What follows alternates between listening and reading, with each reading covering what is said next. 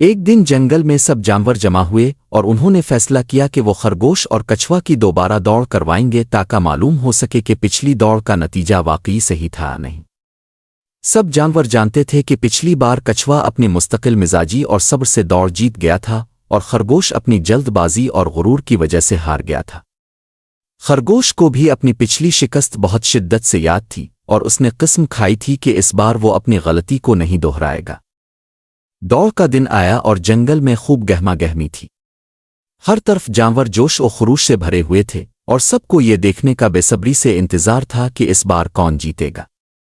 کچھوا پر سب کا بھروسہ تھا کہ وہ اپنی ثابت قدمی سے دوبارہ جیت سکتا ہے اور خرگوش بھی اس بار زیادہ محتاط تھا۔ جیسے ہی دوڑ شروع ہوئی خرگوش نے اپنی تیزی کا مظاہرہ کیا اور فوراً آگے نکل گیا۔ وہ بہت زیادہ چوکنا تھا اور اسے یقین تھا کہ وہ اب کی بار ضرور جیتے گا۔ دوسری طرف کچھوا اپنی پرانی عادت کے مطابق آہستہ آہستہ مگر مسلسل آگے بڑھتا رہا۔ خرگوش کافی فاصلے پر نکل گیا تھا اور اسے یقین ہو چکا تھا کہ وہ اس بار جیتنے والا ہے، لیکن اس نے پچھلی بار کی طرح کوئی غلطی نہ کرنے کا ارادہ کیا تھا، اس لیے وہ رکا نہیں۔ دوڑ کا راستہ اس بار پہلے سے زیادہ مشکل تھا۔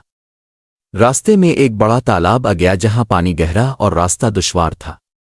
خرگوش کو تالاب دیکھ کر ایک لمحے کے لیے خوف محسوس ہوا کیونکہ اسے تیراکی نہیں آتی تھی۔ وہ کنارے پر رک گیا اور ادھر الفادیر دیکھنے لگا کہ شاید کوئی دوسرا راستہ ہو، مگر کوئی آسان راستہ نہیں تھا۔ کچھ دیر بعد کچھوا بھی وہاں پہنچ گیا۔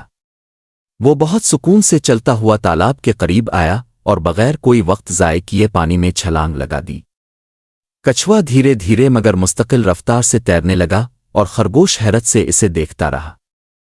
خرگوش نے مایوسی سے کئی طریقے سوچے لیکن وہ تیراکی میں کچھوے کا مقابلہ نہیں کر سکتا تھا۔ کچھوا آرام سے تالاب پار کر کے دوسرے کنارے پر پہنچ گیا اور اپنی ثابت قدمی سے اپنی منزل کی طرف بڑھنے لگا۔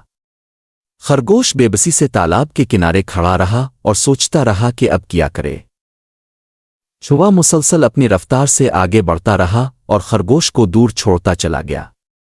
خرگوش نے اپنی تیز رفتاری کے باوجود دوڑ جیتنے کا موقع کھو دیا کیونکہ وہ تالاب عبور کرنے کے قابل نہیں تھا۔ بالآخر کچھوا دوڑ کے اختتام تک پہنچ گیا اور دوبارہ سب کو حیران کر دیا۔ سب جانور کچھوے کی مستقل مزاجی اور عزم سے متاثر ہو گئے اور اسے دل سے داد دی۔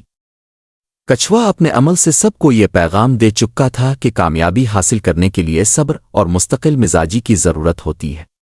خرگوش نے اپنی غلطی تسلیم کی اور کچھوے سے سیکھا کہ صرف تیز رفتاری ہی کامیابی کی ضمانت نہیں ہوتی۔ بعد میں خرگوش اور کچھوا دوست بن گئے اور دونوں نے ایک دوسرے سے سیکھنے کا عزم کیا۔ خرگوش نے کچھوے سے صبر اور حکمت عملی سیکھنے کا فیصلہ کیا جبکہ کچھوا نے خرگوش سے اپنی رفتار میں بہتری لانے کی کوشش کی۔ دونوں نے مل کر جنگل کے دیگر جانوروں کو بھی یہ سکھایا کہ زندگی میں کامیابی کے لیے تیز رفتاری اور مستقل مزاجی دونوں ضروری ہے۔ سبق: اس کہانی سے ہمیں یہ سیکھنے کو ملتا ہے کہ جلد بازی میں کام کرنا ہمیشہ فائدہ مند نہیں ہوتا۔ کامیابی کے لیے مستقل مزاجی، صبر اور حکمت عملی کے ساتھ آگے بڑھنا ضروری ہے۔ زندگی کے ہر قدم پر سوچ سمجھ کر فیصلے کرنا اور مشکلات کا سامنا کرنا ہمیں کامیاب بناتا ہے۔